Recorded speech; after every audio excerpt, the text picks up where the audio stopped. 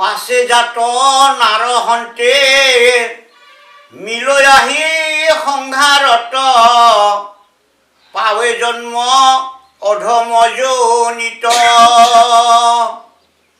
বৃক্ষ পক্ষী পশু জন্ম হৈ নানা ভিন্নে ভিন্ন লোভে দুখ আতি বিপৰীত। এইটো লাইন এইটো ফাঁকিত আপোনালোকে এতিয়া এটা আজিৰ পৰাই পণ ল'ব লাগিব, মনেদি ভাবি ল'ব লাগিব। সেইটো কি যে এই যাতনা জমে যেতিয়া দিব দূতবিলাকে, দিয়াৰ পিছত লাহে লাহে সেই পাপ পুণ্যটো বিচাৰ কৰিবই। সেই বিচাৰ অনুসৰি পুনৰ জীৱবিলাকক পঠাই দিয়ে আৰু কৰ্মফল ভোগ কৰিবৰ কাৰণে পঠাই দিয়ে। পঠাই দিলে আকৌ আহি তো জন্মগ্ৰহণ কৰে। কিছুমানে অধমজনী মানে যেনে কুকুৰ, যেনে মেকুৰী, যেনে নানান বিভিন্ন বেয়া যিবিলাক জীৱ, সেইবিলাকতো জন্মগ্ৰহণ এই পাপৰ ফলত হয়। পাপৰ ফলত হোৱাৰ পিছত আনকি বৃক্ষ হয়, পশু হয়, পক্ষী হয়, এইবিলাকো হয়। তো এইবিলাক হ'লেই নিজৰ মনৰ ভাৱবিলাক ক'ব নোৱাৰে। সুখে সন্তোষে তেওঁলোকে শাক পানেৰে বৰষুণ আনিলেই গছৰ ওপৰতে থাকে, ভিজে ইত্যাদি ইত্যাদি। আমিতো দেখিছোঁ এইবিলাক। এইবিলাক কৰ্মদোষতে এই জীৱ হৈ জন্মে আৰু যাতনা ভোগে। তাৰে উল্টাটো কি কৈছে, বিষয়ক ধ্যান কৰি যদি আমি এনেদৰে জীৱনটো নিৰ্বাহ কৰোঁ, মানে জীৱনটো কটাওঁ, তেনেহ'লে আমিও সেই কৰ্মদোষত তো সংযমনী পুৰীত গৈ পেলাই যমৰ শাস্তিৰ সন্মুখীন হ'ব লাগিব। আৰু তাতে আমাৰ পাপ পুণ্যৰ বিচাৰ কৰিব, কৰি পেলাই আমাক য'তে জন্ম দিয়াৰ উপযুক্ত আমি তাকে লাগি যাব লাগিব, এই বুলি কৈছে। হে ৰাম এতেকে পুৰুষ হবে তৰিবাক চাৱে যেবে বিষয়ক চাৰিলেক সংগ পুৰুষৰো পুৰুষাৰ্থ বিষয়ৰো আশা বৃথা ইহ পৰলোকে আশা ভংগ। সেইকাৰণে আমাক কৈছে, শাস্ত্ৰত আমাক এইটো উপদেশ দিছে যে পুৰুষবিলাকে যদি উদ্ধাৰ হ'বলৈ বিচাৰে, তৰিবাক চাওঁ মানে উদ্ধাৰ হ'বলৈ যদি বিচাৰে জীৱবিলাকে, তেনেহ'লে বিষয়ৰ সংগ আৰু কৈছে।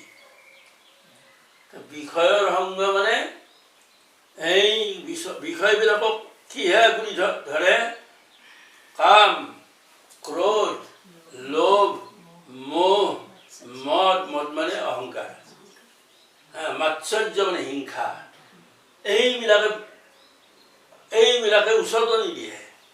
এইবিলাকৰ কবলত পৰি আমি এই কৰ্মবিলাক কৰোঁ। তো এইবিলাক বিষয়, সেই কৰ্মবিলাক যেতিয়ালৈকে আমি এৰিব নোৱাৰোঁ, তেতিয়ালৈকে আমাৰ আশা ভংগ, অৰ্থাৎ এটা উন্নত জীৱন বা আমি মুক্ত হোৱাৰ যিটো আশা, এই আশাটো আমাৰ নিৰ্বাপিত হয় বা নোহোৱা হয়, এই বুলি কৈছে। হেন জানি নৰৰাজ তোমাত নাহিকে বাজ শুনা কহ গুজ্জ উপদেশ যত দেখা জীৱ আতি নিয়ন্তাও লক্ষ্মীপতি হুয়া হৃদি মধ্যত প্ৰবেশ। কৈছে তাৰি হৃদয় যে তোমাক আচল গুজ্জ মানে গুপ্ত গোপন তোমাক উপদেশ দিওঁ হে মহাৰাজ, তুমি যত জীৱ দেখা সকলো জীৱৰ প্ৰতি দয়াশীল হবা, সকলো জীৱৰ প্ৰতি তো দয়াশীল হবা বা তেওঁলোকক মৰম কৰিবা, কাৰণ তেওঁলোকৰ ভিতৰত লক্ষ্মীপতি আছে। লক্ষ্মীপতি বোলে পতি, লক্ষ্মীপতি স্বয়ং পৰমাত্মা, স্বয়ং ভগৱান, আৰু লক্ষ্মীও আছে। লক্ষ্মীটো আত্মাটো লক্ষ্মী, জীৱাত্মাটো লক্ষ্মী, অৰ্থাৎ জীৱাত্মাটো প্ৰকৃতি, প্ৰকৃতিটো লক্ষ্মী, আমাৰ হৃদয় দুটা বস্তুৰে পৰিপূৰ্ণ আমি জীৱাত্মা আৰু আমাৰ হৃদয়ত পৰমাত্মা আছে পৰমাত্মা স্বয়ং নাৰায়ণ আৰু জীৱাত্মা স্বয়ং লক্ষ্মীয়ে কিন্তু আমি ব্যাখ্যাত এনেদৰে লক্ষ্মী বুলি নকওঁ আমি জীৱাত্মা বুলিয়ে কওঁ কিন্তু পৰমাৰ্থত বা শাস্ত্ৰগত অনুসৰি এই প্ৰকৃতি দেৱী লক্ষ্মীয়ে তো জীৱাত্মাটো প্ৰকৃতি তো প্ৰকৃতি আৰু পুৰুষ আপোনালোকে পাইছি তো কীৰ্তন ঘোষাটো পাইছি প্ৰকৃতি পুৰুষ দুয়োৰে নিয়ন্তা মাধৱ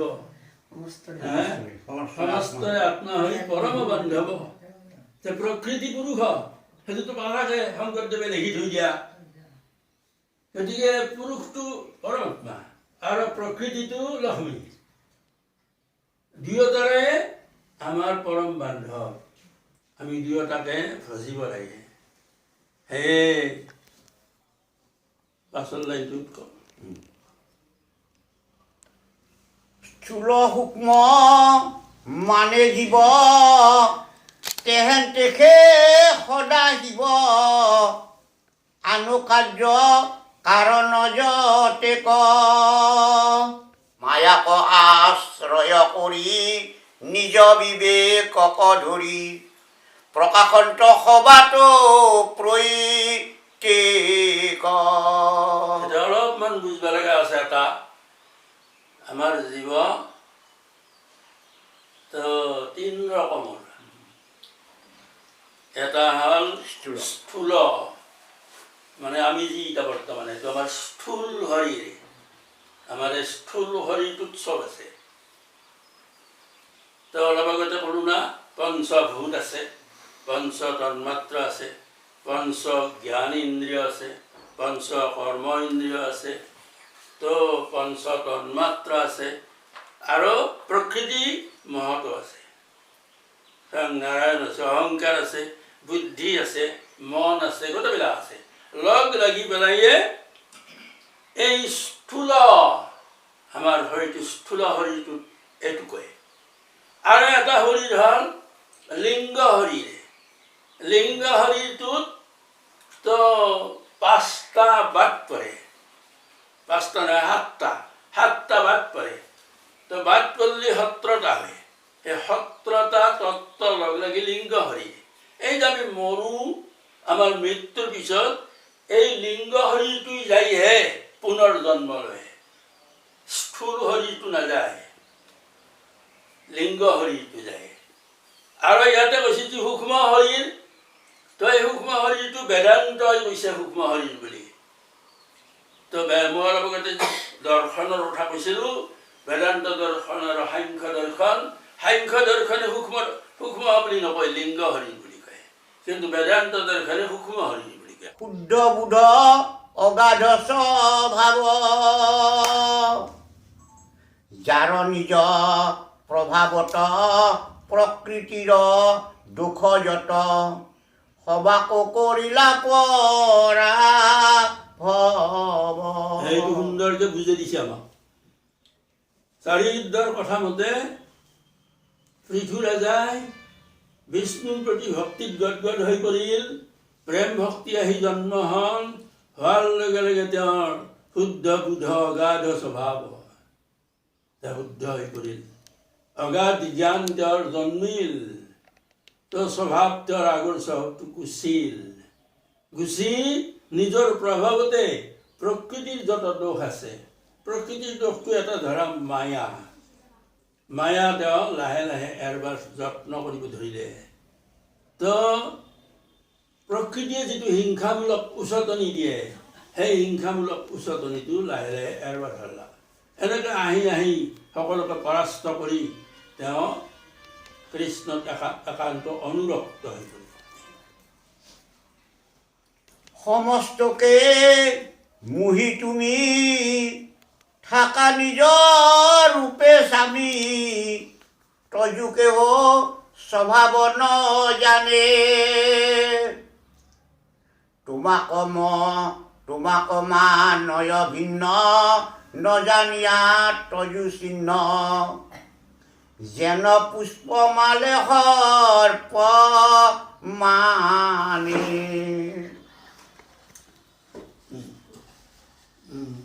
কৈছে সমস্তকে মোহি তুমি থাকা নিজৰ উপস্বামী, তজু কেহ স্বভাৱ নজানি। তোমাক মানয় ভিন্ন নজানিয়া তজু চিহ্ন, যেন পুষ্প মাৰিলে সৰ্প মানি। গতিকে এই পৃথিৱীত তুতি কৰিছে বিষ্ণুক যে হে স্বামী, তুমি নিজে আমাৰ ভিতৰতে আছা, কিন্তু তোমাক তথাপি কোনেও নাজানে। তো তোমাক ভিন্ন ভিন্ন অৰ্থত প্ৰয়োগ কৰে, ভিন্ন অৰ্থত মানি চলে। তো এই কথাটো নাজানি পেলাই যেনেদৰে আমি ভ্ৰমবশতঃ মৰা শব্দলোকে ফুলৰ মালা বুলি ভাবোঁ, তো তদ্ৰূপ আমিও ভ্ৰমবশতঃ তোমাক নাজানি মায়াত ভ্ৰমি ফুৰোঁ, এনেকৈ কৈছে। শুনা শুনা পৃথ্বীৰায় তান্তবিনে আন নাই, সাৱহিতে ভজা বাসুদেৱ। যাৰ পদ্ম পংকজত নখচন্দ্ৰ ছয় সমে, সন্ত সবে পৰিকৰে সেৱ। কৈছে চাৰি অধ্যায় যে তেওঁক ব্যতিৰেকে জগতত কোনো নাই। এনেকৈ কিয় কৰা? তাৰমানে জগতখন নাথাকোঁতে একমাত্ৰ ভগৱান আছিল, সেইকাৰণে তেওঁক আদি নিৰঞ্জন বুলি কয়। আমি যে আদি নিৰঞ্জন পাইছোঁ সেইকাৰণে। এই আদি নিৰঞ্জনৰ অৰ্থটো হ'ল যে সৃষ্টি নাথাকে, ব্ৰহ্মাণ্ড নাথাকাত একমাত্ৰ ভগৱান আছিল, আৰু এই ভগৱানৰ নাম আদি নিৰঞ্জন আছিল। তো হে পৃথুৰাজ, তো সাৱহিতে মানে সাৱধানে, তুমি বাসুদেৱ, বাসুদেৱ হ'ল বসুদেৱৰ পুত্ৰ, বাপেকৰ নাম বসুদেৱ, পুতেকৰ নাম বাসুদেৱ, আকাশডাল দিছে। তো তুমি বাসুদেৱ কৃষ্ণ, পুতেক কৃষ্ণ, গতিকে বাসুদেৱক ভজা, কাৰণ সেই পাদপংকজত অৰ্থাৎ তেওঁৰ সেই চৰণ পদুম ফুল সদৃশ, পদুম ফুল সদৃশ চৰণত যাৰ নখবিলাকো উজ্জ্বল, মানে যাৰ নখবিলাকৰ পোহৰেও আমাক আকৰ্ষিত কৰে, সেনেহেন ধৰণৰ কাৰণে সখীবিলাক সন্তবিলাকে, সেনেহেন ধৰণৰ কাৰণবিলাকে সন্তবিলাকে তেওঁৰ চৰণত সেৱা কৰে। পৰম ভকতিভাৱে চিন্তি হৃদয়ত পাৱে, চিন্দৈ কৰ্ম পাশৰণি বন্ধ। নলাগে তাহাৰ আন যত যোগ তপ ধ্যান, গুচাৱে ভকতি মহা বন্ধ। এইটোতো বৰ্তানে কথা ক'লা, এইটো বৰ্তান কথা কৈছে। পৰম ভকতিভাৱে চিন্তি হৃদয়ত পাৱে, চিন্দৈ কৰ্ম পাশৰ নিৰ্বন্ধ। নলাগে তাহাৰ আন যত যোগ তপ ধ্যান, গুচাৱে ভকতি মহাবন্ধ। একমাত্ৰ ভক্তিয়ে আমাক যি বন্ধনত ৰাখি বান্ধি থৈ দিছে, তো সংসাৰ নিৰ্বাহত মায়াত মজাই আমাক যে হাবু ডুবু খুৱাই আছে, ইয়াৰে পৰা একমাত্ৰ গোচৰ শক্তিটো হ'ল ভক্তি। তো সেই ভক্তিয়ে কৰ্মপাশ অৰ্থাৎ কৰ্মবাসনা গুচায়। গতিকে হে পৃথুৰাজ, যাক হৃদয়ত চিন্তি ভক্তিভাৱেৰে হৃদয়ত চিন্তি পায়, তেওঁৰ কৰ্মবাস ছিঙে, তেওঁ আৰু জন্ম ল'ব নালাগে। গতিকে তেওঁলোকৰ আৰু তপ জপ যোগ ধ্যান এইবিলাকৰ কোনো প্ৰয়োজন নাই। এক ঈশ্বৰ কৃষ্ণয়ে তো তেওঁক উদ্ধাৰ কৰিব পাৰে বুলি কৈছে। শুনিয়ক মহাবৰ্গ মহন্ত, আনন্দত ধৰ্ম, শুনিয়ক মহন্ত বৰ্গ, বিষম সংসাৰ দুৰ্গ, জানি হৃদয়ত কৰা দৃঢ়।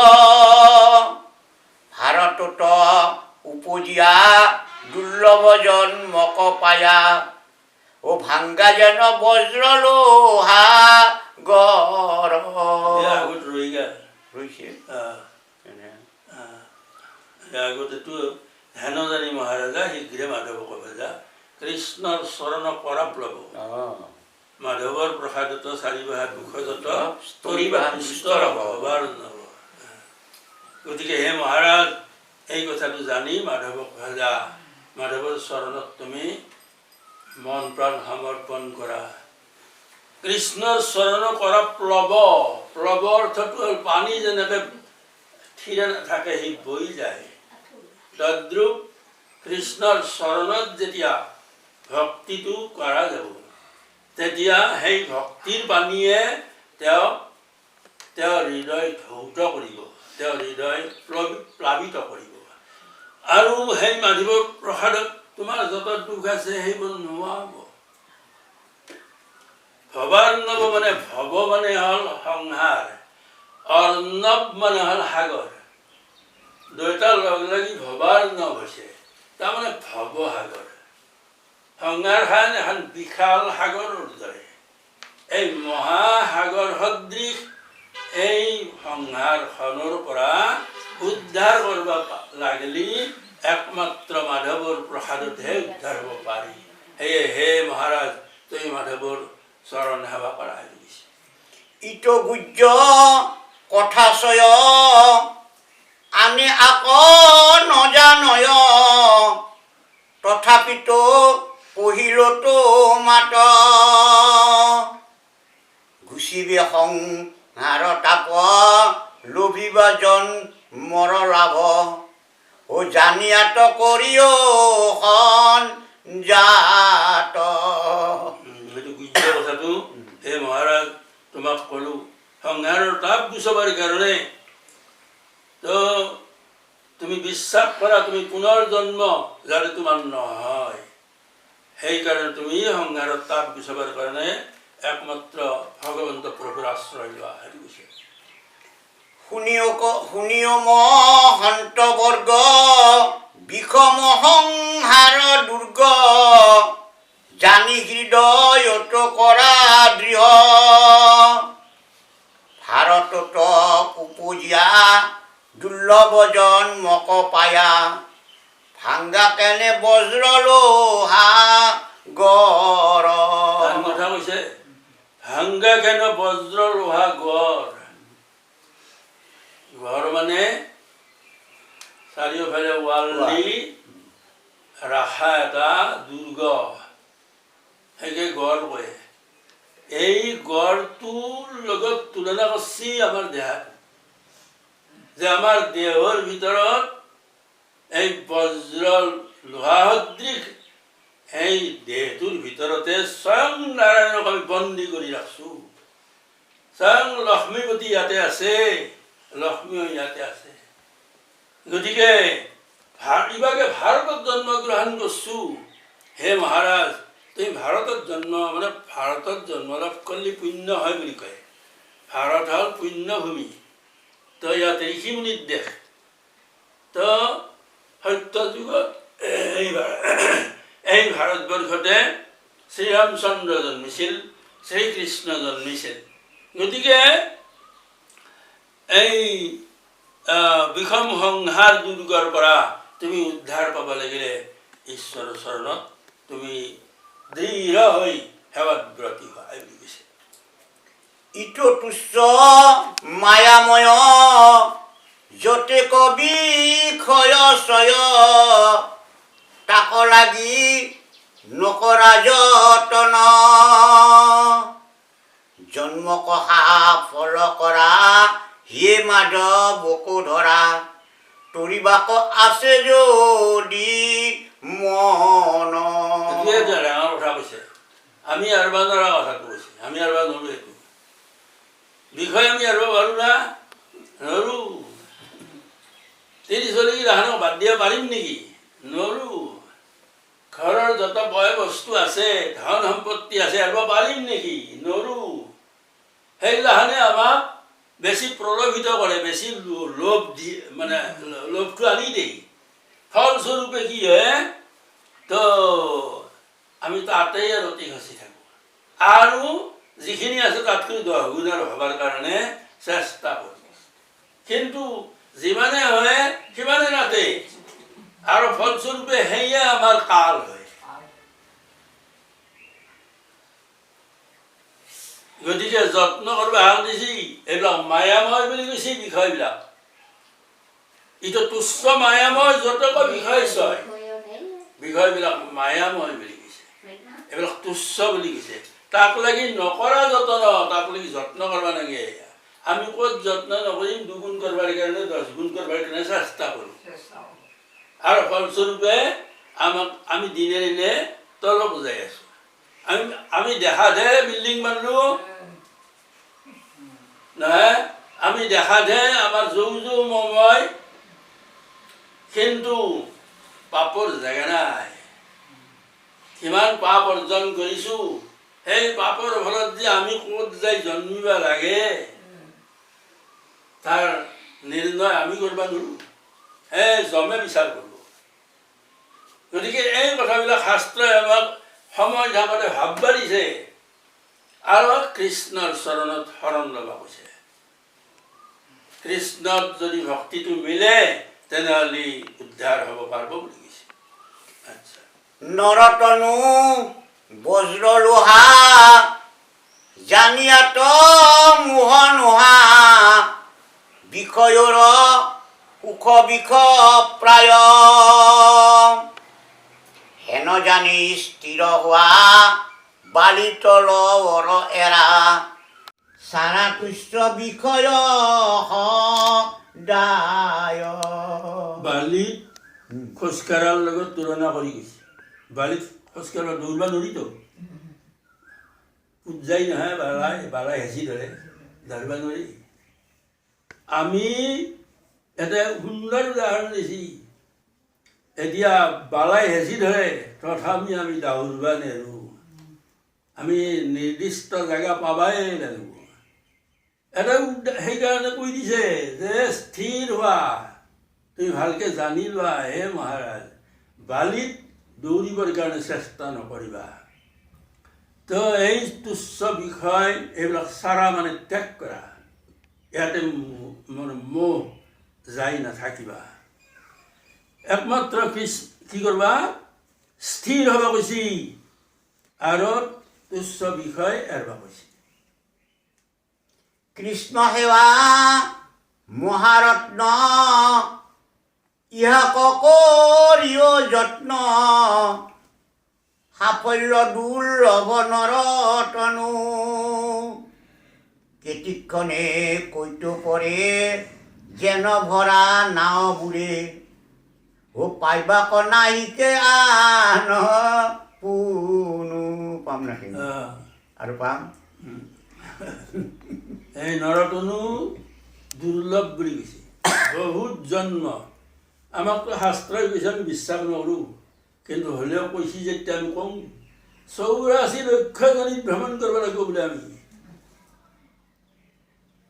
সেই এটা দুটা 10-20টা 1 লাখ 2 লাখ নহয় 84 লক্ষ লাখ 84 লাখ বাৰ জন্মিহে এটা মানুহ হয়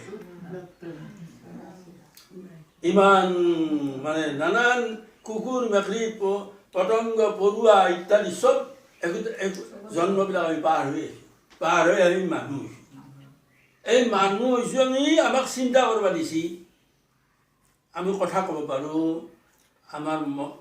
আমি বিচাৰ কৰিব জানো ভাল বেয়া বিচাৰ কৰি আমি উচিত অনুচিত বিচাৰ কৰি আমি সেইদৰে জীৱন নিৰ্বাহ কৰিব পাৰোঁ তো এনে এটা সুবিধা আমাক দিছে দিয়াৰ পিছত কিন্তু আমি যত্ন নকৰোঁ কৃষ্ণ মহাৰত্নক আমি চিনি নাপাওঁ তে এই জন্মটোৰ পৰা উদ্ধাৰ হ'ব লাগিলে আৰু কোনোদিন জন্ম গ্ৰহণ নকৰিব লাগিলে কৃষ্ণৰ সেৱা সদায় কৰিব লাগিব সেইটো কৈছে যদি অসঞ্জাত কৰা সিদ্ধৰ বচন ধৰা ভাগৱত শাস্ত্ৰ বিচাৰি পৃথু মহান নিপতিত প্ৰতি কহিলন্ত ব্ৰহ্মময় যোগেশ্বৰ চাৰি। অসংযত কৰাটো যদি অবিশ্বাস কৰা, যদি অবিশ্বাস কৰা তেনেহ'লে সিদ্ধৰ বচন ধৰা, অৰ্থাৎ সিদ্ধবিলাকে তোমাক যিটো কৈছে সেই কথাখিনি তুমি সাৰ কৰি লোৱা। আৰু বিশেষত ভাগৱত শাস্ত্ৰত তুমি বিচাৰি পাবা, ভাগৱত শাস্ত্ৰ বিচাৰি চোৱা, এইবিলাক উপদেশ দিছে। সেই পৃথু মহামতীত, পৃথু নিপতিত চাৰি অধ্যায় প্ৰত্যেক কথাকে সুন্দৰভাৱে কৈ গৈছে। এই ব্ৰহ্মময় যোগেশ্বৰ ৰূপ চাৰিয়ে সনন্দ সনত কুমাৰ সনাতন আৰু চাৰিওজনে যিবিলাক কৈ গৈছে সেই মানে সভাসদ হ'ব আমাক কৈছে। হে ভকতসকল, হে ভকতনীসকল, তোমালোকে তো বিশ্বাস ৰাখা, সিদ্ধক যি উপদেশ দিছি সেইখিনি সাৰ কৰি মানি লোৱা, কৃষ্ণক ভক্তি কৰা। নম নম ঘনশ্যাম নিৰঞ্জন নাৰায়ণ সত্য নিত্য বিশুদ্ধ স্বভাৱ দুষ্টৰ সংহাৰ ঘোৰ আতকৰ্ণ ধাৰ মূৰ তুমি হৰি অনন্ত প্ৰভাৱ। এইটো লেখকে প্ৰাৰ্থনা কৰিছে। ঘনশ্যাম শ্যামবৰণ, দুবৰি বনৰ যিটো কোমল পাত, যিটো অলপ বগা আৰু সেউজীয়া ধৰণৰ যিটো ৰং, সেই ৰংটো কৃষ্ণৰ, সেইকাৰণে ঘনশ্যাম বুলি কয়। ঘনশ্যাম শব্দটোৰ সেইটো অৰ্থ। তো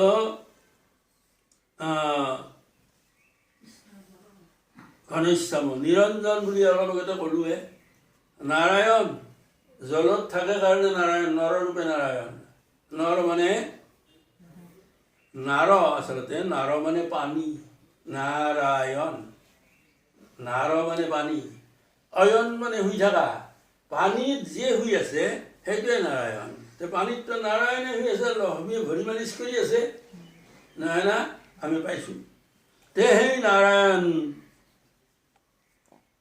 যায় সত্য, যায় নিত্য, যায় বিশুদ্ধ, যাৰ স্বভাৱ সকলো জীৱৰ প্ৰতি দয়াশীল। জানিলতো মাত বিনে অনুকূল নাহি আন ইটো ঘোৰ কলিৰ যুগত তোমাৰ চৰণ পদ্ম ভজিল এ ৰিয়া ছদ্ম হে ৰাখা মুখ কালৰ ভয়ত। এইখিনি হেৰি হৈছে, এইখিনি কথা লেখকে কৈছে। হে সভা সদলোক অকপতে ভজি ওক কৃষ্ণ পদ পংকজ পল্লৱ হে চাৰি মহা অহংকাৰ কৃষ্ণ বোলা বাৰম্বাৰ ও বাঞ্ছা ঘোৰ যম পৰা ভৱ। পাছততো কৈছে বাঞ্ছা ঘোৰ যম পৰা হ'ব, অৰ্থ সেইখিনিহে ক'ব লগা আছে, বাকীখিনি মানে হেৰি প্ৰাৰ্থনা। তো কৈছে কি যে যমৰ হাতৰ পৰা উদ্ধাৰ পোৱাৰ কাৰণে হে সভাসদ, হে ভকতসকল, তোমালোকে বাঞ্ছা কৰা, ইচ্ছা কৰা, চেষ্টা কৰা। তেওঁ যেন পৰাস্ত হৈ তেওঁ জয়ী হ'বা যেন আমাৰ ওপৰত নোৱাৰে, আমাক যেন বান্ধি দিব নোৱাৰে, এনে চেষ্টাৰে তুমি কৃষ্ণ পদ পংকজ পল্লৱ, পদুম ফুল সদৃশ তেওঁৰ চৰণ পদ্মক তুমি আঁকোৱালি লোৱা, সাৱটি লোৱা আৰু অকপতে ভজা। এই বুলি কৈছে। এৰাম হে সভা সদলোক অকপতে ভজি ওক কৃষ্ণ পদ পংকজ পল্লৱ